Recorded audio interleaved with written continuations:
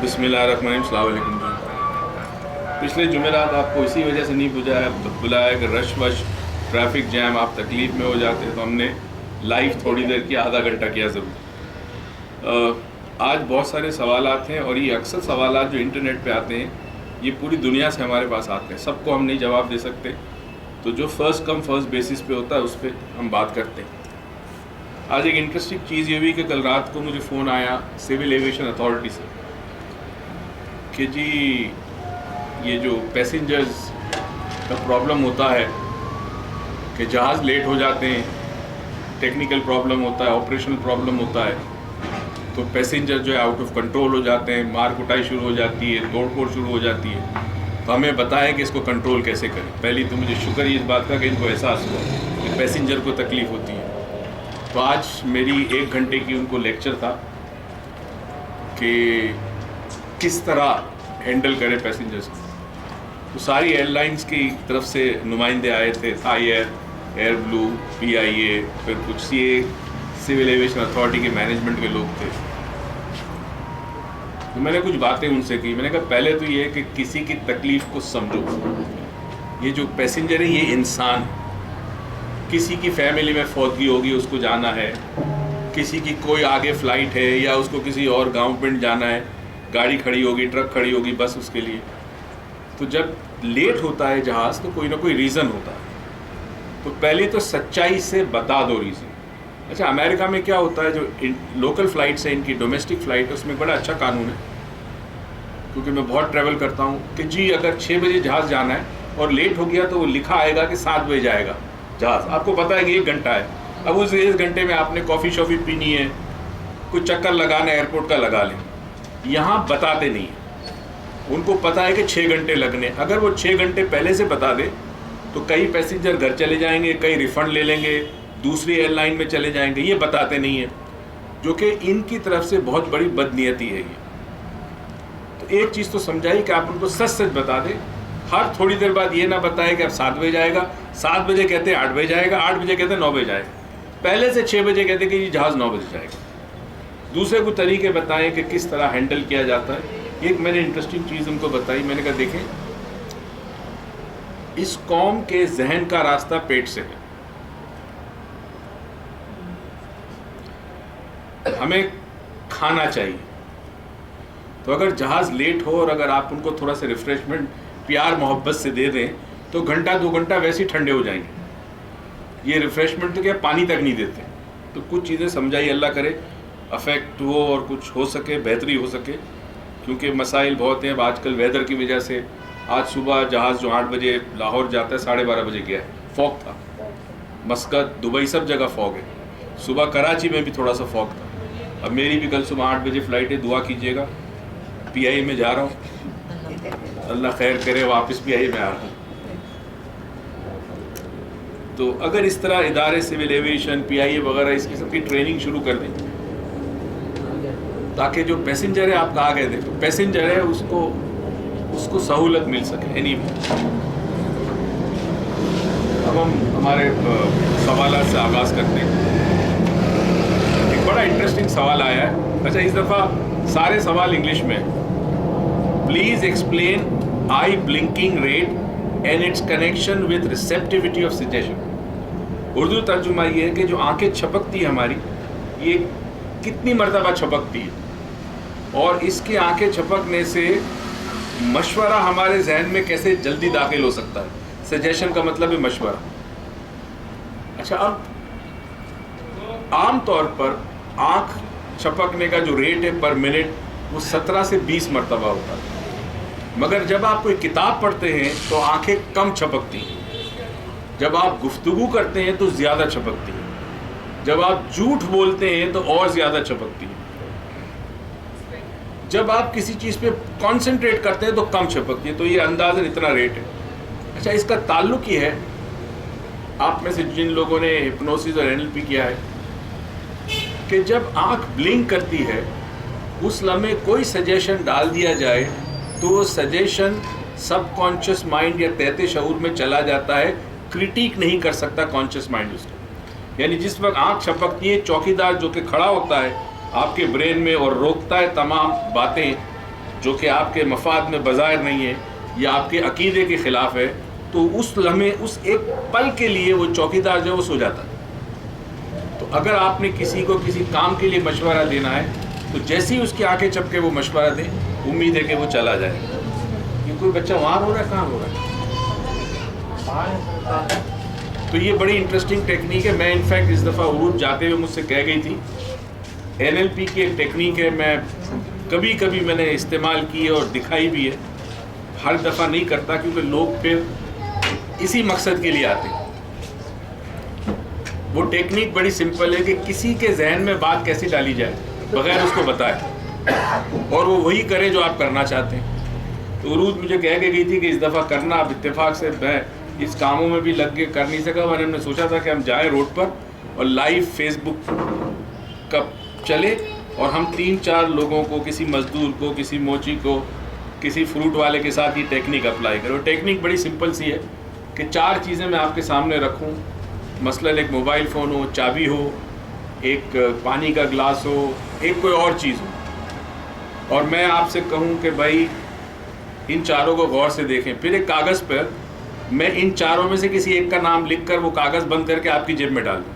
اس کے بعد میں 2 منٹ آپ سے گفتگو کروں. گفتگو کرنے کے بعد میں کہوں گا ان میں سے کوئی ایک چیز اٹھائیں. آپ وہی اٹھائیں گے جو میں نے پرچے میں لکھا ہے. ٹھیک ہے، یہ کبھی کبھی میں نے کی ہے. تو یہ اسی وقت ہوتی ہے کہ جس وقت اس کی آنکھیں چپکتی ہے تو میں پھر میٹافورک لینگویج میں بات کرتا ہوں. NLP میں ایک چیز ہوتی ہے، اسے فونولوجک ایمبیگوٹی کہتے ہیں. فار ایگزامپل فونولوجک ایمبیگوٹی یہ ہوتی ہے کہ لفظ اگر میں کہوں سی، تو کیا یہ الفابیٹ سی ہے یا SEE ہے یا SEAC ہے؟ کیا چیز سی ہے؟ تو الفاظ میں کئی معنی ہوتے ہیں. اسی طرح عربک میں بھی ایک لفظ کے کئی کیفیات ہیں. کئی کیفیات ہیں. Arabic is a very rich language. تو کچھ لینگویج ایسے ہیں جس کے اندر ہپنوٹائز کرنا اور NLP یوز کرنا بڑا آسان ہو جاتا ہے. اس میں ایک عربک ہے، ایک پرشین ہے، ایک انگلش ہے اور اردو بھی ہے. چند لینگویجز بڑی پاورفل ہیں. تو آنکھیں چھپکنے کا بڑا گہرا تعلق ہے. جس وقت آنکھ چھپکتی ہے کانشیس کنٹرول ایک لمحے کے لیے چلا جاتا ہے. جس طرح چھینک آتی ہے انسان کو، ایک لمحے کے لیے دل بند ہوتا ہے، پھر دل کی دھڑکن واپس سٹارٹ ہوتی ہے. تو یہی آنکھیں چپکنے کا یہی کویشچن تھا. دوسرا کویشچن یہ ہے کہ Y does the subconscious mind, میں پہلے انگلش میں پڑھ لوں پھر اردو میں سمجھا دوں گا اس کے معنی.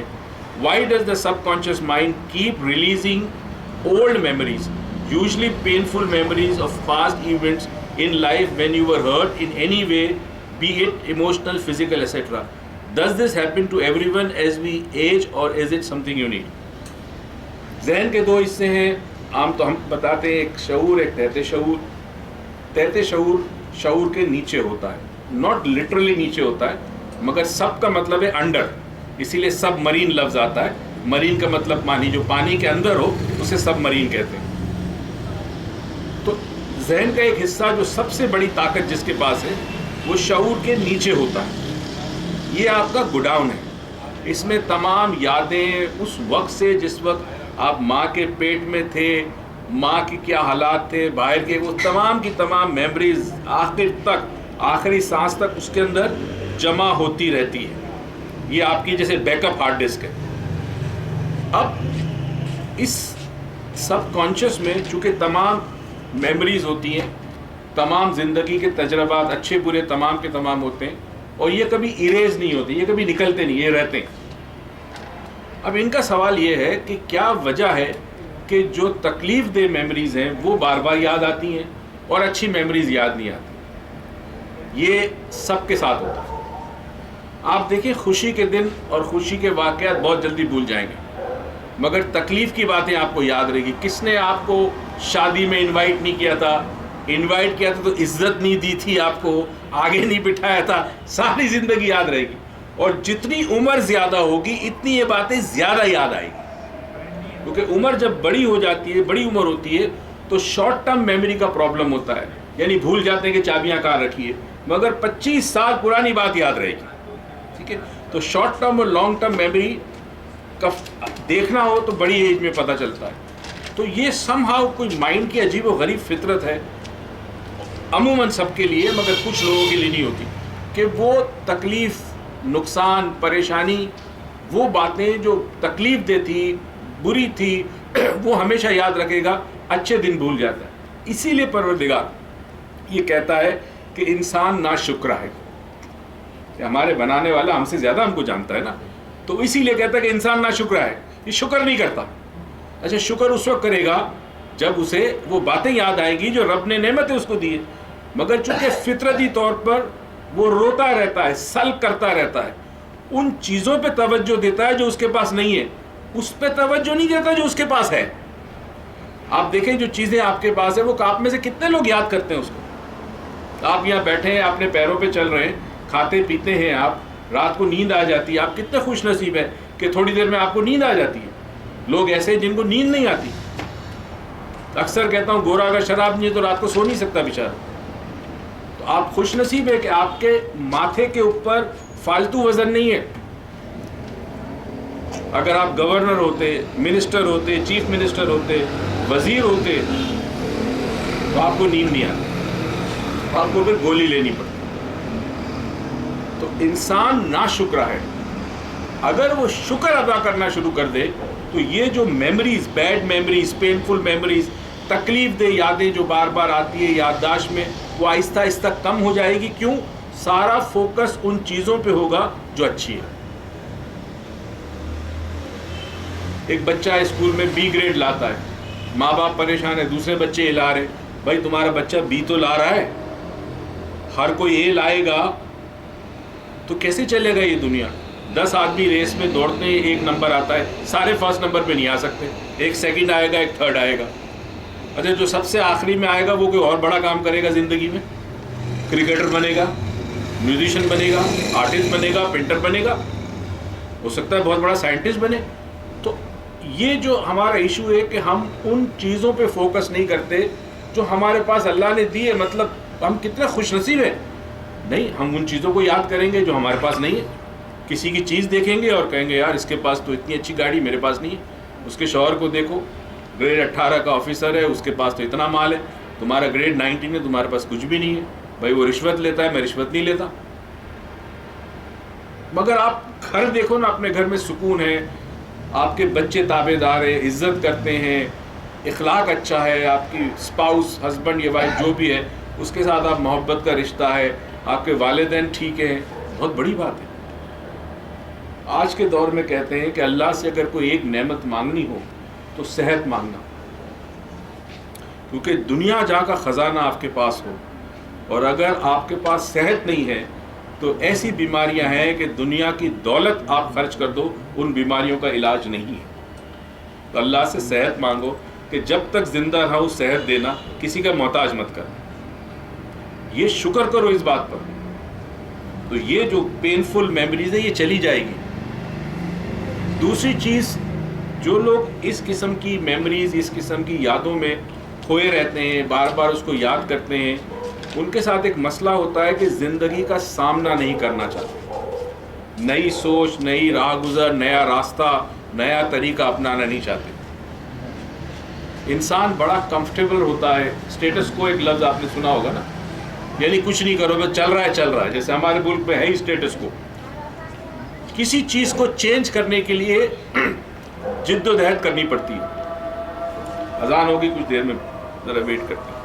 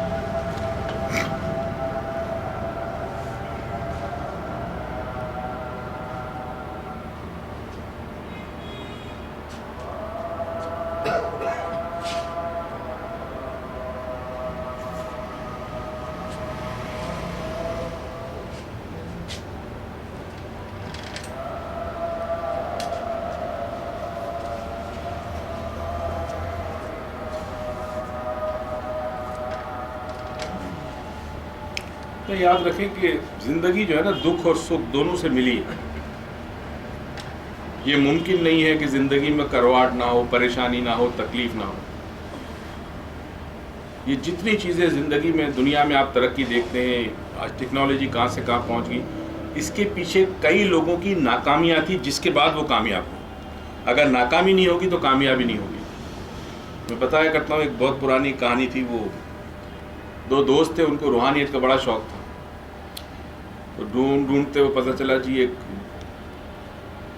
مونک تھا, بدھسٹ مونک, اس کے ٹیمپل میں گئے اور کام روحانیت سیکھنے آئے. تابش صاحب آ گئے, السلام علیکم تابش صاحب, میں تو آج رپورٹ کرنے والا تھا مسنگ پرسن پولیس میں کہ تابش کہاں غائب ہے. تو وہ گئے جی ہمیں روحانیت سیکھنی. انہوں نے کہا ٹھیک ہے بھائی, رہنا شروع کر دو یہاں پہ. دونوں نے رہنا شروع کر دیا. اب روز یہ ہو کہ ان کو کھانا جو ملے وہ کھانے میں دو حصے ہوتے تھے, ایک میٹھا ہوتا تھا, ایک کڑوا ہوتا تھا. تو ایک دوست کیا کرنے لگا کہ کڑوا پھینک کر صرف میٹھا کھاتا تھا, اور دوسرا جو وہ دونوں حصے کھانے کے, کڑوا میٹھا کھانے لگے. کچھ دنوں کے بعد وہ شخص, وہ لڑکا جو کڑوا پھینک دیتا تھا, اس کو ڈائبٹیز ہو گئی. اور انہوں نے کہا بھائی تو اب جا علاج کرا, اب تو یہاں نہیں رہ سکتا, تجھے تو علاج کرانا پڑے گا. تو اس کے ٹیچر نے اس کو سمجھایا کہ دیکھو تم نے صرف میٹھا میٹھا کھایا, تمہارے جسم کو کڑوے کی بھی ضرورت تھی. تو میٹھا اتنا زیادہ ہوگا کہ تم بیمار ہو گئے, ڈائبٹیز ہو گئی تمہیں. تو زندگی میں کڑواہٹ اور مٹھاس دونوں ضروری ہے. تو جہاں اچھے دن ہوتے ہیں وہاں اچھے دن نہیں بھی ہوتے, تکلیف دہ دن بھی ہوتے ہیں. اور ایک عجیب و غریب یہ بات بھی میں کئی دفعہ بتا چکا ہوں, جو ہمارے برسوں سے لوگ یہاں پہ آ رہے ہیں وہ جانتے ہیں کہ آپ دیکھیے گا, آبزرو کیجیے گا کہ خوشی کے لمحات بڑی جلدی گزر جاتے ہیں, ٹائم یوں گزر جاتا ہے. مثلاً مثال دوں, محبوب سامنے ہو, گپ شپ ہو رہی ہے, 2 گھنٹے گزر گئے پتہ ہی نہیں چلتا, مگر اس کے آنے سے پہلے وقت نہیں گزرتا, رک جاتا ہے وقت. اسی طرح بچے کی شادی ہے, سالگرہ ہے, فنکشن ہے, یہ وہ گزر گیا پتہ ہی نہیں چلا, مگر دکھ کے لمحات رک جاتا ہے, بہت دیر لگتی ہے. نوٹس کریں آپ, جب آپ صبح اٹھتے ہیں اور سحری کھاتے ہیں, اس کے بعد پورا دن رمضان میں کتنا مشکل ہوتا ہے گزرنا, ہے کہ نہیں؟ اور جب سے شام قریب آتی ہے وہ 1 گھنٹہ, آدھا گھنٹہ جیسے رک گیا ہو, ایسا لگتا ہے رک گیا ہو. کئی لوگ لٹرلی بار بار گھڑی چیک کرتے ہیں کہ خراب تو نہیں ہے, جبکہ پورا دن بھی مشکل سے گزرا, مگر وہ آخری لمحات بڑے مشکل ہوتے ہیں. ادھر آپ اذان ہوئی, آپ نے منہ میں کھجور ڈالی, نماز پڑھی, اس کے بعد پتہ ہی نہیں وقت یوں گزر گیا, پتہ سونے کا ٹائم ہو گیا, صبح پھر اٹھ گئے, پھر سحری کا وقت. تو غم کے لمحات رک کے آتے ہیں. یہ مائنڈ کا ایک پروسیسنگ سسٹم ہے, مائنڈ سلو ہو جاتا ہے غم میں, اور خوشیوں میں بڑا تیزی سے چلتا ہے. تو اگر اس سسٹم کو چینج کرنا ہے, کیونکہ بنانے والے نے ہمیں ایک راز دیا, ایک ٹیکنیک دی ہے, اس نے ایک ہنر دیا ہے, گڑ دیا ہے, اور وہ گڑ یہ ہے کہ بھائی تم میری نعمتوں کو یاد کیا کرو اور شکر ادا کرو. تو زندگی کے جو مسائل ہیں وہ آئیں گے, چلے جائیں گے, پھر آئیں گے, پھر چلے جائیں گے, مگر تمہارا فوکس ان اچھے دنوں پہ ہوگا, اچھی باتوں پہ ہوگا, وہ نعمتوں پہ ہوگا جو میں نے تمہیں دی ہے. بہت سارے لوگوں کے پاس ہے ہی نہیں وہ نعمتیں. تو یہ کانسیپٹ سارا کا سارا یہ ہے بلیسنگز اللہ کی یاد کرنا, کہ وہ پرانی باتیں, وہ تکلیف دہ باتیں, وہ محرومیاں جو زندگی میں ہمیں ملی ہیں, اس کو ہم بھول کر ان چیزوں کی طرف توجہ دیں جو ہمارے پاس میسر ہے. یہ بہت بڑی نعمت ہے. تو کوشش کریں زندگی میں. میں ایک ٹیکنیک انفیکٹ آج بتانا چاہ رہا تھا, اگر یہ انٹرنیٹ بھی آئی ہوپ صحیح چل رہا ہو تو اس کو ذرا اپلائی کریں تھے کہ کچھ دنوں میں, کہ صبح جس وقت اٹھتے ہیں آپ تو پلنگ پہ لیٹے ہوئے یا بیٹھ جائیں. اچھا میری عادت ہے اٹھتے ہی میں درود پڑھتا ہوں اور الحمدللہ رب العالمین یہ کہتا ہوں. یہ عادت ہو گئی میری, آٹومیٹک ہے. تو ایک چیز آپ یہ کریں کہ صبح اٹھے, بستر پہ بیٹھے بیٹھے آپ دونوں مٹھی بند کر کے سینے پہ رکھیں. پہلی نعمت تو یہ کہ آج آپ جاگے ہیں. کئی لوگ ایسے ہوں گے دنیا میں جن کی صبح آنکھ نہیں کھلے گی, تو پہلی والی انگلی اٹھائیں اور اللہ کا شکر ادا کرے کہ پروردگار آج کے سورج مجھے دیکھنا نصیب ہو, پہلی انگلی. پھر دوسری اٹھائے, کوئی اور نعمت یاد کرے. تیسری, جو بھی اس وقت چند منٹ آپ کے پاس ہوں گے, ظاہر ہے آپ کو اٹھنا ہے, واش روم جانا ہے, ناشتہ کرنا ہے, وغیرہ وغیرہ, نماز پڑھنی, جو بھی ہے, تو ایک انگلی پہلی یہ اٹھے گی کہ آج کے دن میں نے سورج دیکھنا نصیب ہوا. دوسری کو ایک نعمت یاد کرے. تیسری جتنی یاد آتی ہے فٹافٹ یاد کر کے پھر آپ اپنے کام میں مشغول ہو جائیں. اس کی عادت بنا لے، کیونکہ ایک دن ایسا ہوگا کہ یہ انگلی اٹھے گی نہیں صبح. تو جب تک وہ دن نہیں آتا صبح ایک انگلی اٹھا کے کہ اللہ تعالیٰ شکر ہے تیرا آج کا سورج دیکھنا نصیب ہوا. کئی لوگوں کو نصیب نہیں ہوگا. ٹھیک ہے، کوشش کریں، بڑی انٹرسٹنگ ہے یہ. اچھا جی، اب ایک اور سوال ہے. ان صاحب کا سوال کا جواب میں لاسٹ ٹائم دے چکا ہوں، لاسٹ تھرسڈے. آپ لوگ نہیں تھے، میں نے اس کے اوپر دیا تھا، مگر وہ انٹرنیٹ کے پرابلم کی وجہ سے وہ نہیں ہو سکا، تو اب ہم واپس دے دیتے ہیں. ان کا سوال یہ ہے کہ جو انسان کے پاس یہ صلاحیت ہوتی ہے جس کو ہم ESP کہتے ہیں، ایکسٹرا سینسری پرسیپشن، یا ہم وجدان الہام کہتے ہیں، اچھے الفاظ تابش کے پاس ہو گئے اردو کے، اس کو بڑھانے میں انسان کے سب کانشیس مائنڈ کا کیا کہتا ہے؟ کانشیس مائنڈ 5 سینسز پہ چلتا ہے. 5 سینسز، آنکھ دیکھتی ہے، کان سنتے ہیں، زبان میں ذائقہ ہوتا ہے، ناک سونگھتی ہے، اور ہمارا جو چمڑی ہے یہ چیزیں محسوس کرتی ہیں جب ٹچ کرتے ہیں. اس کو سینسری پرسیپشن کہتے ہیں. جب ہم ایکسٹرا سینسری پرسیپشن کہتے ہیں، اس کا مطلب ہے کوئی اور چیز جو ان 5 سے الگ ہے، زیادہ ہے، چھٹی. تو کئی دفعہ چھٹی حص کہی جاتی ہے کہ یہ 5 حص تو میرے پاس ہے، ایک چھٹی حص ہے. اس کا تعلق ہی آپ کے تحت شعور سے، سب کانشیس مائنڈ سے، کیونکہ کانشیس مائنڈ چل ہی نہیں سکتا جب تک یہ 5 سینسز نہ چلیں. آپ آنکھ تھوڑی دیر کے لیے بند کر دیں، کبھی زندگی میں ٹرائی کریں، یلغار شروع ہو جائے گا ذہن میں سوچوں کا، خیالات کا. اچھا پھر کان بند کر دیں، اور مزید سوچیں آئیں گی. اب ناک تو میں نہیں کہوں گا آپ بند کریں، کیونکہ پھر آپ یہاں آئیں گے نہیں اگلی جمعرات کو. کوشش کریں کہ کپڑے اتنے لائٹ ہو کہ اس کا لمس آپ کے جسم پر محسوس نہ ہو. بالکل باریک سا کپڑا ململ جیسے ہوتا ہے وہ پہنا ہوا آپ نے. آواز بھی نہ ہو کوئی، کان بھی بند کر دیں، آنکھیں بھی بند کر دیں. تو جتنے سینسز آپ بند کریں گے اتنا یہاں پر سوچوں کی رفتار بڑھتی جائے گی. جب تک آنکھ کھلی رہتی ہے، آنکھ اپنا کام کرتی ہے، نظارے دیکھتے ہیں، وہ نظارے برین تک پہنچتے ہیں، برین امیجز بناتا ہے، پرانی چیزوں سے روابط جوڑتا ہے، پرانی باتیں، نئی باتیں. اسی دے دیجیے. مگر جیسی آنکھ بند ہوئی تو 60% سے زیادہ بیرونی معلومات آنا بند ہوگی. 60% سے زیادہ بیرونی دنیا سے جو معلومات آتی ہے، اسٹیمولس کہتے ہیں، وہ بند ہو گیا. اچھا کان بند کر دیں تو 20-25% اور بند ہو گئی. تو اب جب باہر کی دنیا سے رابطہ کم سے کم ہو گیا تو جو آپ کے اندر کی دنیا ہے وہ اس میں یلغار شروع ہو جائے گا. تو اب جو آپ کا تحت شعور ہے، سب کانشیس مائنڈ ہے، اسی کا تعلق آپ کی اس سینسز سے ہے جو یہ 5 سینسز سے پڑے ہیں، یا بڑے ہیں، یا اونچے ہیں، یا الگ ہیں. تو جب ESP کی ٹریننگ ہوتی ہے، انٹیوشن کی ٹریننگ ہوتی ہے، الہام کی ٹریننگ کرائی جاتی ہے، صلاحیت انسان میں پیدا کرنے کی کوشش کی جاتی ہے کہ آنے والے وقت کے بارے میں اسے آگاہی مل جائے، کوئی سچا خواب آ جائے، چیزوں کو محسوس کر سکے. ٹھیک ہے نا. کئی دفعہ آپ نوٹس کریں کہ آپ کسی گھر میں جاتے ہیں، پہلی دفعہ گئے اس گھر میں، کچھ لوگوں میں صلاحیت ہوتی ہے وہ محسوس کر لیتے ہیں کہ یار یہاں پہ کچھ ٹھیک نہیں ہے، کمرہ انکمفرٹیبل ہے. کوئی ایسی چیز جو غیر محسوس چیز ہے وہ آپ محسوس کریں گے تو ظاہر ہے وہ چونکہ غیر محسوس ہے تو آپ 5 سینسز سے محسوس نہیں کر سکتے. آپ غیر محسوس کو غیر محسوس والے سینس سے سینس کریں گے. تو اس کے لیے کوئی منطق نہیں ہوگی. مولوی صاحب نے بات میں دیر لگائی. یہ اذان بھی ہو رہی ہے تو سائلنس تھوڑی دیر کے لیے.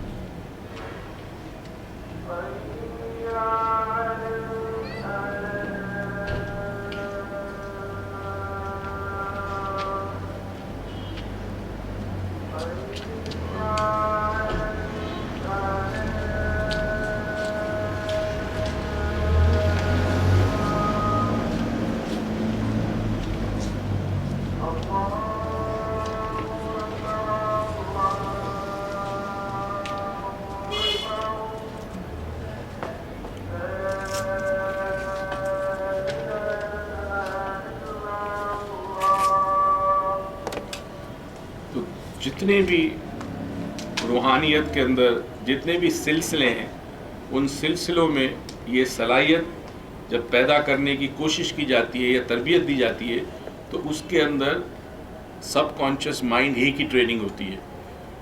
جب آنکھیں بند کر دیں اور پھر کوشش کریں چیزوں کو سینس کرنے کی تو آہستہ آہستہ آپ کا یہ سینس بڑھنا شروع ہوتا ہے. اب ہم آنکھ بند اس وقت کرتے ہیں جس وقت ہمیں سونا ہوتا ہے، دن میں تو آپ آنکھ بند نہیں کرتے. اسی لیے جب مراقبہ شروع کیا جاتا ہے تو بند آنکھوں سے کیا جاتا ہے مراقبہ، کیونکہ وہ جو نظارہ باہر کا ہے اس کو روکنے کے لیے. تو اسی تربیت میں مختلف مراحل ہوتے ہیں، آہستہ آہستہ یہ اس پہ ڈیولپ ہو جاتی ہے. اور اب تو ایسی ٹیکنالوجی ہے کہ 2 دن 3 دن میں ڈیولپ ہو جاتی ہے جو پہلے 5 10 سال لگتے تھے. ایک بچے نے پہلے اس بچے کا سوال بعد میں، قطر سے ایک بچے نے آڈیو میسیج بھیجا ہے واٹس ایپ پہ، اس کو میں بعد میں ڈسکس کر لوں گا، وہ تھوڑا سا سمجھانا پڑے گا. ایک سوال یہ کہ جی I wanted to know if it's okay to do meditation 4D CD more than once a day, can we manifest things during meditation. پہلی چیز تو یہ کہ 4D آپ کی کیسٹ آپ دن میں 2 دفعہ سنیں 4 دفعہ سنیں، وہ میڈیٹیشن نہیں ہے. وہ میڈیٹیشن میں جانے کے لیے راستے کو ہموار کرتی ہے. یعنی جب آہستہ آہستہ CD سنتے سنتے آپ میں یہ صلاحیت پیدا ہو جائے گی کہ آپ آنکھ بند کر کے آپ اس کیفیت میں چلے جائیں گے جسے ہم ٹرانس یا میڈیٹیشن کہتے ہیں.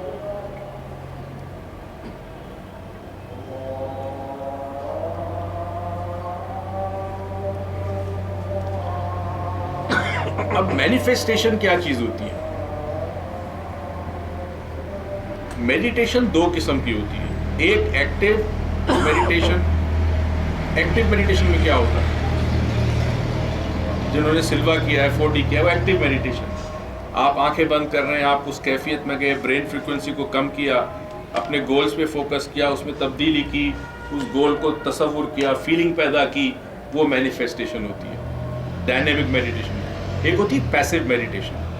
عموماً پیسیو میڈیٹیشن جو ہے وہ بدھسٹ مونک کرتے ہیں، یوگیز کرتے ہیں. یہاں مقصد ہے ذہن کے اندر آنے والی سوچ اور خیالات کو روکنا، بند کر دینا، تاکہ ایک یکسوئی پیدا ہو جائے ذہن میں، صلاحیت پیدا ہو جائے کہ ذہن جب کسی چیز پر ہم فوکس کرنا چاہے ذہن اس پہ فوکس ہو جائے اور کوئی اور تھاٹ نہ آئے. یہ پرپز ہے.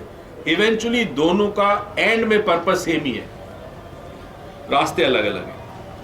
تو یہ اس کا سوال کا. اب ایک بچے نے قطر سے 13 سال کا بچہ ہے، جسٹ امیجن، اور انگلش امریکن اسکول میں پڑھتا ہے تو انگلش بڑی ریمارکیبل ہے. اس نے یہ سوال کیا مجھے کہ اچھا میں اس میں بہت زیادہ نہیں بولوں گا کہ میرے بہت سارے فرینڈز ہیں جو نان مسلمز ہیں، کوئی کرسچن ہے، کوئی ہندو ہے، ظاہر ہے وہاں پہ ہر قسم کے لوگ رہتے ہیں. تو ہم کیسے کہہ سکتے ہیں کہ ہمارا خدا سچا ہے اور دوسرے کا خدا سچا نہیں؟ یہ سوال اس بچے نے مجھ سے پوچھا. ویسے تو ان کی امی نے بھی مائنڈ سائنسز پڑھی ہے، مجھے حیرت ہے انہوں نے کیوں نہیں سمجھایا. اب اگر یہ بچہ دیکھ رہا ہے تو میں اس کو تھوڑا سمجھاؤں، چونکہ اس کو اردو سمجھ بھی نہیں آئے گی، تھوڑا انگلش بھی بولنی پڑے گی. فرسٹ آف آل کبھی بھی یہ نہ کہیں کہ میرا خدا سچا اور تمہارا خدا جھوٹا ہے. نبی کریم صلی اللہ علیہ وسلم نے یہ تربیت دی ہے کہ اگر لوگوں کو حق کی طرف لانا ہو تو کبھی ڈائریکٹلی ان کو اپوز نہ کرو، ان کو کریٹیک نہ کرو.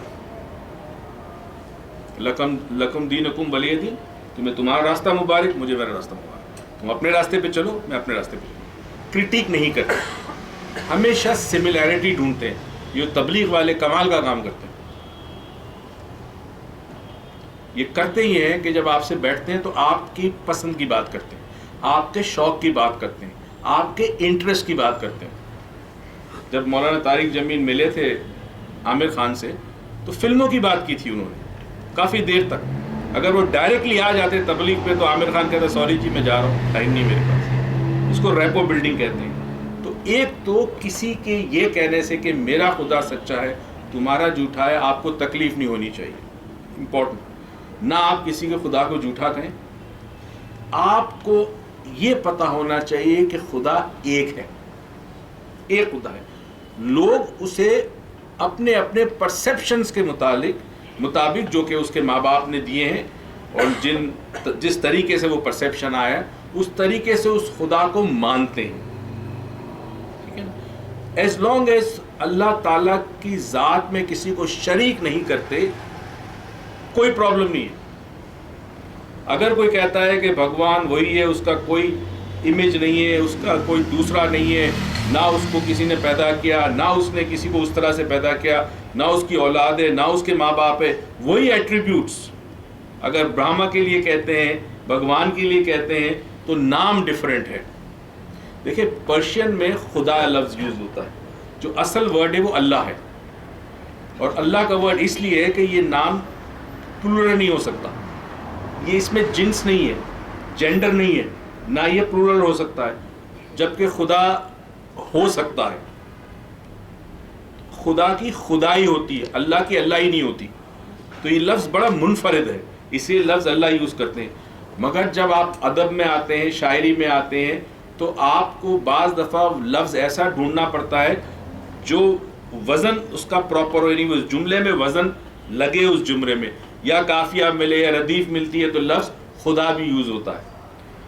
تو اب اس بچے کو یہ سمجھنا ہے, this is what I want to tell you, that it's okay if people believe in other gods, you stick to what you believe, that's more important. جو آپ کا عقیدہ ہے اس پہ آپ سٹک کریں, وہ بڑا امپورٹنٹ ہے. دوسرا جو کہتا ہے اس کو کہنے دیں. انسان اپنے اندر یہ چیز فائنڈ آؤٹ کرے, ڈھونڈے کہ میرا عقیدہ صحیح ہے کہ نہیں ہے. وہ عقیدہ جو ایک راستہ دیا گیا اس کے مطابق عقیدہ صحیح ہے کہ نہیں, دیٹس. اب جب آپ ایک ایسی سوسائٹی میں ہوتے ہو جہاں مختلف مذاہب کے لوگ ہوتے ہیں, مختلف معاشروں سے آئے ہوتے ہیں, مختلف تہذیبوں سے آئے ہوتے ہیں, تو وہاں ڈیفینیٹلی ڈفرینسز ہوتے ہیں. دبئی میں ہوتے ہیں, یہ مڈل ایسٹ میں بہت زیادہ ہوتا ہے, بڑا کامن ہے یہ کہ وہاں انڈیا کے بہت سارے لوگ کام کرتے ہیں, وہ ہندو بھی بڑے ہوتے ہیں. تو ایز لانگ ایز اللہ کے ساتھ کسی کی ذات کو شریک نہ کرو, اور وہ ایٹریبیوٹ, وہ صفت, وہ اسم اللہ کی جو اس نے اپنی دی ہے اس کے مطابق آپ کا عقیدہ ہو, تو فرق نہیں پڑتا. اب کسی کی مرضی ہے, وہ کسی کو بھگوان کہے, اس کی مرضی ہے. اب جیسے سکھ جو ہیں وہ پرماتما کہتے ہیں, اور ہم آتما ہیں, آتما سول, وہ پرماتما ہے.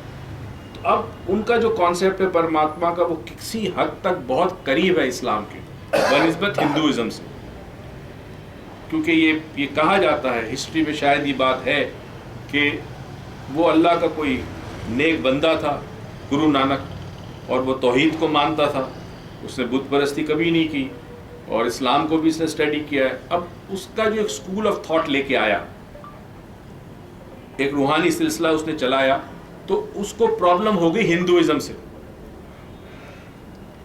یعنی ہندوؤں نے کاٹنا شروع کر دیا تھا سکھوں کو. تو پھر کچھ تبدیلی بعد میں جو دوسرے گرو آئے ان کے, انہوں نے کچھ تبدیلیاں اس طرح کی کہ ہندو سسٹم میں یہ اپنے آپ کو جذب کر کر بچا سکے. اپنی آئیڈینٹی رکھی انہوں نے, مگر بچا. تو کچھ جس طرح اکبر نے نا ایک مذہب شروع کیا تھا, اکبر نے شروع کیا تھا, کیا نام تھا, دین الہی. اب دین الہی کے اس میں کچھ ہندوازم سے چیزیں لی, کچھ اسلام سے لی, ایک نیا مذہب شروع کر دیا. کیوں؟ حکومت بچانے کے لیے, حکومت بڑھانے کے لیے. تو یہ نہیں ہونا چاہیے. جو آپ کا عقیدہ ہے کیپ دیٹ, اور دوسروں پہ تنقید نہ کریں. اللہ توفیق دے ان کو, کبھی ان کی آنکھیں کھلے من کی, ان کو پتہ چلے حقائق کا, تو وہ بھی آپ کی طرف آئیں گے. اب یہ سوال بڑا امپورٹنٹ ہے محی الدین صاحب کا, تمہاری جیسی رائٹنگ ہے یہ تو ساری. ڈاکٹر صاحب السلام علیکم. وعلیکم السلام. عقل اور شعور کس کو کہتے ہیں؟ غور سے سنیے گا. ان دونوں میں کیا فرق ہے, اس کے بارے میں کچھ بتائیں. میرے نزدیک عقل اس کو کہتے ہیں جو چیز دماغ یا مائنڈ میں ان پٹ ہوتی ہے, جو کہ ارد گرد ماحول, تربیت وغیرہ سے ہوتی ہے, اس کو عقل کہتے ہیں. جبکہ شعور ایک صلاحیت ہوتی ہے جو فطرتی طور پر پیدا ہوتی ہے, جو کہ گاڈ گفٹڈ ہوتی ہے, اللہ کی طرف سے ہوتی ہے. ہو تو کیسے سمجھایا جائے کہ شعور کیا ہے؟ بڑا مشکل ہے نا. ایک شخص ان پڑھ ہے, عقل بھی کم ہے, مگر اسے پتا ہے کہ میں نے کچرا روڈ پہ نہیں پھینکنا, اسے کہتے ہیں شعور. عقل کا تعلق جس کو انگریزی میں انٹیلیجنس کہتے ہیں،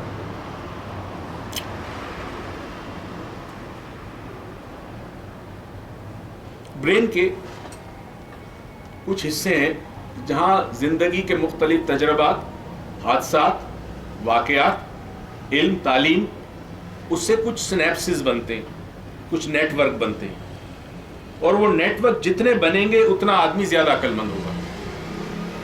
اسی لیے چھوٹی عمر میں ان بچوں کو چیس کھلانے کی پریکٹس کریں، گھڑ سواری کی عادت ڈالیں، سوئمنگ کی عادت ڈالیں، جمناسٹک کروائیں ان کو، تو ان کی عقل بڑھے گی.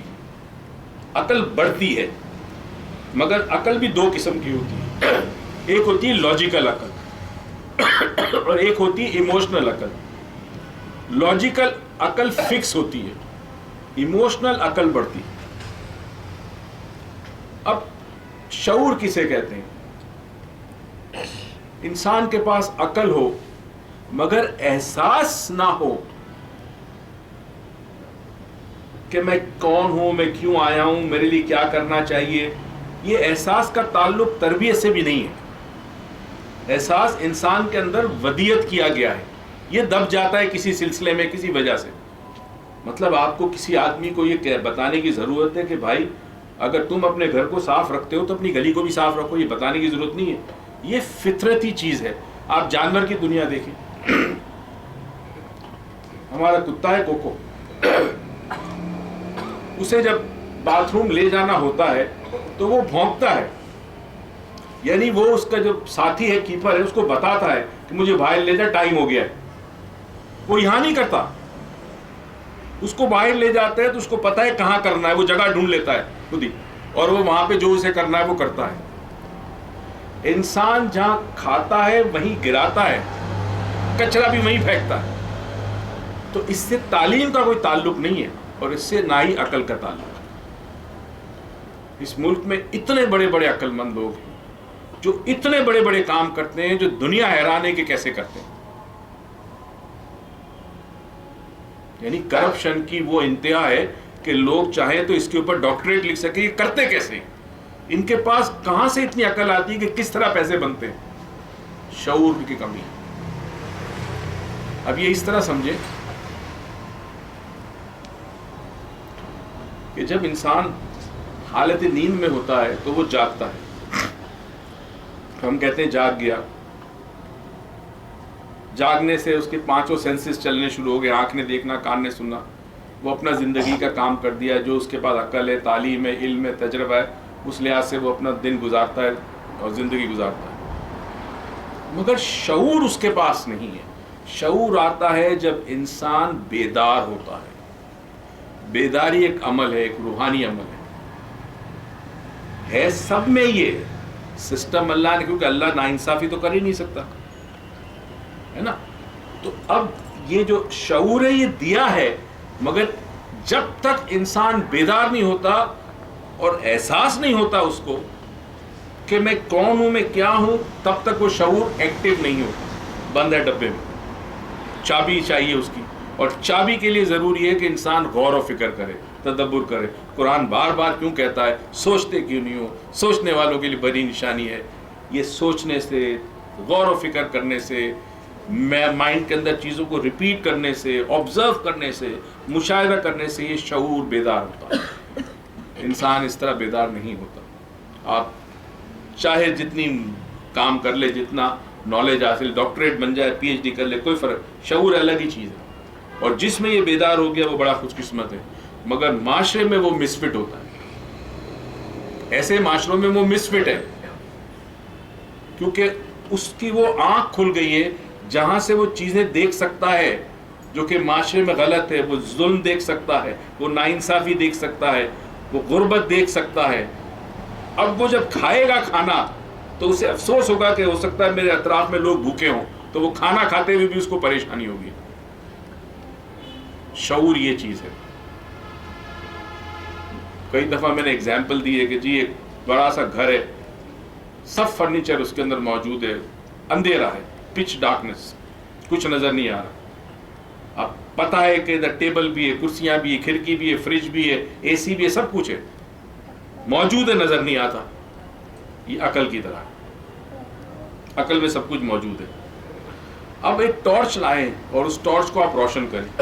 ٹارچ کی روشنی جس شے پہ گرے گی وہ نظر آئے گی، باقی کچھ نظر نہیں آئے گا. یہ شعور ہے. جب کچھ لمحات زندگی میں ایسے آتے ہیں جب انسان کے اندر ایک احساس پیدا ہوتا ہے، بیدار ہوتا ہے، اور وہ بیداری کا عمل ہے، تو روحانی سلسلے ساری کوششیں کرتے ہیں کہ انسان کو بیدار کریں. انسان بیدار نہیں، انسان غفلت میں. شعور سویا جب ہو تو غفلت ہوتی ہے، چاہے وہ کتنا بظاہر کامیاب ہو مگر غفلت ہے اس کے. تو شعور کے لیے غور و فکر کرنا بڑا ضروری ہے، مشاہدہ کرنا بڑا ضروری ہے، تب شعور بیدار ہوتا ہے. انگریزی میں اسے کانشیسنس کہتے ہیں. اویئرنیس اور کانشیسنس. کانشیسنس آتی ہے اویئرنیس سے، اویئرنیس سے کانشیسنس آتی ہے، اور کانشیسنس جب بیدار ہوتی ہے تو اویئرنیس پھیلتی ہے. انسان جب بیدار ہونا شروع ہوتا ہے تو اس کی اویئرنیس پھر صرف اپنی ذات، اپنے خاندان، اپنے بھائی بہن، اپنا کاروبار، اس سے ہٹنا شروع ہوتی ہے. انفیکٹ اپنی ذات سے ہٹنا شروع ہوتی ہے، پھر اس کو سب اپنے جیسے نظر آتے ہیں. یہ ہوتی ہے اویئرنیس. جب کانشیسنس اراؤز ہوتی ہے تو اویئرنیس پھیلتی ہے. میں نے ایک دفعہ، شاید آپ لوگ تھے، میں نے بتایا تھا دائرے بنا کے کس طرح کہ چھوٹے دائرے میں ہمارے لیے ہماری ذات سب کچھ ہے، یا ہماری ذات سے جو منسلک لوگ ہیں، ماں باپ، بھائی بہن، بیوی، بچے، یہ ہم سے منسلک ہیں. تو ہم خود غرض ہیں. ہم کچھ چیز کریں گے بیکاز میں چاہتا ہوں میرے بچے خوش ہوں، میں چاہتا ہوں میری بیوی خوش ہو، تو میں وہ کروں گا، یا اپنی ذات کے لیے کروں گا. اب باہر نکلنے کی بجائے، یہ جو چھوٹے دائرے سے بڑے دائرے میں جانے کی بجائے ایک الٹا نظام چلنا شروع ہوا ہے. لوگ باہر سے اندر آنا شروع ہو گئے. اس کو کہتے ہیں سیلف سینٹرڈ ہونا شروع ہو گئے. اب اس حد تک ہو گئے. مثال دوں آپ کو، ٹی وی پہ کئی دفعہ آپ نے دیکھا ہوگا، جلسوں میں جب کھانا لگ جاتا ہے تو جلسے چھوڑ کے جس طرح ٹوٹتے ہیں کھانے پہ، کبھی آپ نے سوچا ہوگا کہ کتنے لوگ ہیں جو تھوڑا کھانا بچا کے اپنے گھر لے جاتے ہیں؟ نو. ان کو اس وقت اپنا پیٹ بھرنا ہے. یہ سیلف سینٹرڈ. تو ہونا یہ چاہیے تھا کہ ارتقاء کی جو منزل ہے، جو اس طرح چیزیں ایوالو ہوتی ہے، ہمیں اپنے دائرے سے نکل کر بڑے دائروں میں سفر کرنا تھا.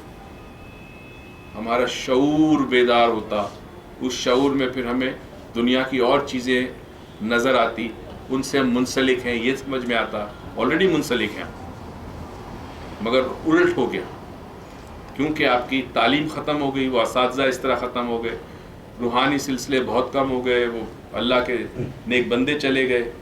انسان جو ہے وہ اندر کی طرف آ گیا. اب اس کی ذات موسٹ امپورٹنٹ، چاہے بیوی بھوکی ہو، چاہے بچہ بھوکا ہو، اس نے پیٹ بھر کے بریانی وہاں پکڑ کے کھانی ہے، باقی سب گئے بھاڑ. میں اکثر دیکھتا ہوں، کبھی کبھی آپ مائنڈ مت کیجیے گا، سچی بات کہہ رہا ہوں، کبھی کبھی ہم جاتے تھے، عروج ہوتی تھی تو کبھی کبھی ہم جاتے ہیں تو وہ نا آج کل کڑھائی کا بڑا سیزن آ گیا نا، فلاں کڑھائی فلاں کڑھائی، تو وہ کوئلہ کڑھائی، پتہ نہیں کیا کڑھائی، تو وہ چارپائیاں لگی ہے، نیا سسٹم میں لوگ بیٹھ کے کھا رہے ہیں. وہاں میں نے کبھی کبھی ایسے لوگ دیکھے ہیں، 4-5 مرد، 2-3 مرد، مجھے یقین ہے وہ کھانا گھر نہیں لے جاتے ہوں. یہ میرے مشاہدہ ہے، میں لوگوں کو پڑھ سکتا ہوں، اللہ نے صلاحیت دی ہے، وہ گھر کھانا نہیں لے جاتے ہوں. اب بیوی بیچاری نے جو بھی پکایا ہو، نہ پکایا ہو، جو بھی گھر کا کھانا نہیں لے جاتے ہوں. اتنا سیلف سینٹرڈ ہو گیا انسان. تو یہ جو خود غرضی کا ایک سلسلہ اتنا بڑھ گیا ہے کہ انسان جو ہے وہ بس اپنی ذات کے لیے سب کچھ کرتا ہے، دوسروں کی فکر نہیں ہے. اسی سے بے حسی بھی آپ کو نظر آتی ہے، معاشرے میں بے رخی نظر آتی ہے. کبھی یہ ہوتا تھا کہ راستے میں کوئی گرا ہو تو لوگ جاتے تھے اٹھانے کے لیے، اب ویڈیو بناتے ہیں، ایکسیڈنٹ کی ویڈیو بناتے ہیں، لڑائی کی ویڈیو بناتے ہیں، کوئی جاتا نہیں ہے. تو یہ ہمارے اندر جو انسانیت کی حص تھی وہ ختم ہوتی جا رہی ہے. انسان اب جانور بنتا جا رہا ہے. جانور تو ایک حصہ اس کا جانور تو ہے ہی، مگر وہ جو شعور تھا کہ میں انسان ہوں، آئی ایگزسٹ، میرا ایک وجود ہے، میں اشرف المخلوقات ہوں، میرا ایک وجود ہے، وہ آہستہ آہستہ ختم ہوتا جا رہا ہے. اس سے پہلے کہ یہ اور مزید بگڑ جائے، کم سے کم اپنے گھروں میں، اپنی زندگیوں میں کوشش کریں کہ آپ کا شعور بیدار ہو، آپ کے گھر والوں کا شعور بیدار ہو. ایسی گفتگو ہونی چاہیے، بیٹھ کے گپ شپ کریں، ساتھ ساتھ ایسی باتیں کریں جس سے انسان غفلت کی نیند سے جاگے. میں غفلت کی مثال آپ کو بڑا آسان دیتا ہوں. یقین اور ایمان میں فرق ہے. یقین اور ایمان میں بہت بڑا فرق ہے. ایمان یہ ہے کہ ہر برے عمل کی سزا ملے گی اور اچھے عمل کی جزا ملے گی. یہ قانون فطرت ہے، قانون قدرت ہے. اس کو سائنس بھی مانتی ہے اور دنیا کا ہر مذہب، الہامی مذہب اور صوفی مذہب اس بات کو مانتا ہے کہ جو بو گے وہ کاٹو گے. مانتا ہے کہ نہیں مانتا؟ کوئی مذہب انکار نہیں کرتا اس سے. یہ عقل کے تقاضے ہیں. عقل کا تقاضا یہ ہے کہ پھول کے بیج بو تو پھول ملے گا، مگر چونکہ شعور نہیں ہے تو کانٹے کے بیج بو کر یہ ایکسپیکٹ کرتا ہے کہ مجھے پھول ملیں گے. یہ فرق ہے، شعور نہیں ہے. عقل یہ کہتی ہے کہ بھائی ڈالو، کیا پتہ ہو جائے. عقل یہ کہتی ہے، شعور نہیں ہے. تو اب اس شعور کی بیداری کے لیے تھوڑی بہت محنت کرنی ہوگی. ایک ہمارے ابو کے بڑے اچھے دوست تھے، مولانا تھے، ہمارے گھر کے قریب رہتے تھے، اللہ کو پیارے ہو گئے. تو ایک دن مجھے یاد ہے وہ ہمارے گھر پہ بیٹھے ہوئے تھے. اکثر آتے تھے ابو کے ساتھ گپ شپ کرنے. تو وہ کہتے تھے کہ میں ہفتے میں ایک دن یہ کرتا ہوں، 20 بچوں کو بٹھاتا ہوں اور کہتا ہوں اچھا ٹھیک چلو تم کوئی سورہ سناؤ، قرآن کی کوئی چھوٹی سورہ سناؤ تم، اور پھر ہم اس سورہ پہ ڈسکس کرتے ہیں کہ یہ ہے کیا، اس کے پیچھے اللہ تعالیٰ چاہ کیا رہا ہے. اچھا میں مولوی والی بات نہیں کر رہا، میں صرف ایک عادت کی بات کر رہا ہوں کہ انسان غور و فکر کرے، سوچے، تدبر کرے. میں اس کی بات کر رہا ہوں. آپ کوئی بھی اور کیس لے لیں. اب جو ریسنٹ ایک تھیوری آئی ہے جس پہ بڑا زور ہے کہ reality exist because of the observer. عام آدمی کے سمجھ میں بھی نہیں آئے کہ حقیقت کا وجود آبزرور کی وجہ سے. اگر آبزرور نہیں ہوگا، دیکھنے والا نہیں ہوگا تو حقیقت نہیں ہے. اس سے بڑی کنٹروورسی چل رہی ہے کہ یہ کیسے ہو سکتا ہے. حقیقت ہے چاہے دیکھنے والا ہو نہ ہو. تو ایک طبقہ اس بات کو بڑا پروموٹ کر رہا ہے کہ بھئی دیکھو آسمان ہے، زمین ہے، پتھر ہے، چاند ہے، ستارے ہیں، چاہے دیکھنے والا ہو نہ ہو. اور یہ اس وقت موجود تھے جب دیکھنے والا نہیں تھا. کروڑوں سال تک تو زمین پہ کچھ بھی نہیں تھا نا. اگر آپ تھوڑی سی ہسٹری پڑھیں، سائنس پڑھیں، یہ آج کل تو ویڈیوز اویلیبل ہے جیوگرافک وغیرہ میں، آپ کو حیرت ہوگی کہ کس طرح یہ سارا سلسلہ چلا ہے. تو اس وقت کچھ بھی نہیں تھا. تو ایک حقیقت تو تھی، جب کچھ نہ تھا تو خدا تھا. تو پھر یہ سائنس کس قسم کی بات کر رہا ہے؟ اس کو سمجھا ہی نہیں گیا کہ سائنس کس قسم کی بات کر رہا ہے. اس لیے یہ پرابلم آ رہا ہے. دیکھیں سائنس کی بات کو سمجھنے کے لیے سائنس سمجھنا ضروری ہے. بغیر سائنس کو سمجھے سائنس کی بات آپ سمجھ ہی نہیں سکتے. تو سائنس یہ کہہ رہا ہے کہ اگر ڈاکٹر فخر ایک چیز کو دیکھ رہی ہے تو وہ چیز ان کے نزدیک ہے، حقیقت ہے، اور میں اسی شے کو دیکھ رہا ہوں، میرے نزدیک وہ میری حقیقت ہے، ڈاکٹر فخر کی نہیں ہے. تو ڈاکٹر فخر جب ہوگی تو وہ حقیقت ہوگی کیونکہ وہ حقیقت اس کی ہے. مگر میں جب کسی چیز کو دیکھتا ہوں تو وہ میرے لیے حقیقت ہے، ڈاکٹر فخر کے لیے نہیں ہے. یہ مطلب ہے اس کا کہ اسی لیے ایک رب کو، ایک پالنے والے کو، ایک پیدا کرنے والے کو ڈفرینٹ ذرائع سے سمجھنے کی کوشش کی جاتی ہے. اور ہر کوئی یہ سمجھتا ہے کہ یہ میرے لیے حقیقت ہے. دوسرا کہتا ہے نہیں، یہ میرے لیے حقیقت نہیں ہے، میری یہ حقیقت ہے. حقیقت ایک ہے. پر اس میں کافی بحث ہے. اور یہ پھر ایک بات جملہ کر دوں کہ اگر آپ نے سائنس پڑھی ہے، میں اسکول کالج کی سائنس کی بات نہیں کر رہا. آج کل آپ کو ہزاروں ویڈیوز ملیں گی یوٹیوب وغیرہ پہ. صرف آپ کو پتہ ہونا چاہیے کیا ٹائپ کرنا ہے سبجیکٹ پہ. آپ حیران ہو جائیں گے. میری یہ بات مانیے، آپ کو آپ کا دین اس زاویے میں نظر آئے گا کہ آپ اللہ کا شکر ادا کریں. آپ اللہ کا ایسی ایسی چیزیں سمجھ میں آتی ہے جو پہلے سمجھ میں آ ہی نہیں سکتی. تو یہ ہمارا پرابلم یہ تھا کہ ہم ایمان تو لے آئے, یقین نہیں آیا. یقین آتا ہے شعور بیدار ہونے کے بعد. میں آپ کو مثال دوں, آج کل تو بڑے بڑے سینی پلیکس اور بڑے بڑے تھیٹر بن گئے نا, 3D 4D 5D آ رہا ہے. میں شاید 4D میں امریکہ میں ایک تھیٹر میں بیٹھا تھا جو 4D تھا. 4D میں ایک عجیب سی چیز, 5D تھا یا 5D تھا شاید, اس میں ایک عجیب و غریب چیز ہوتی ہے. 4D میں کیا ہوتا ہے کہ جو آواز ہوتی ہے, اگر کوئی ایسی فلم ہے جس میں زلزلہ ہے تو آپ کی بیسکلی کرسی ہلتی ہے, یہ 4D ہے. 3D تو چشمہ ہوتا ہے نا, آپ کی کرسی ہلتی ہے تو آپ کو لگتا ہے کہ واقعی زلزلہ ہے. 5D چیز ہے, if I'm not wrong, مجھے یاد نہیں ہے. وہ فلم جب میں دیکھنے گیا تو وہاں بارش ہو رہی تھی, یعنی اندر فلم میں, اور وہ میرے اوپر بارش ہونا شروع ہو گئی, یعنی مجھے پانی گرنا شروع ہوا.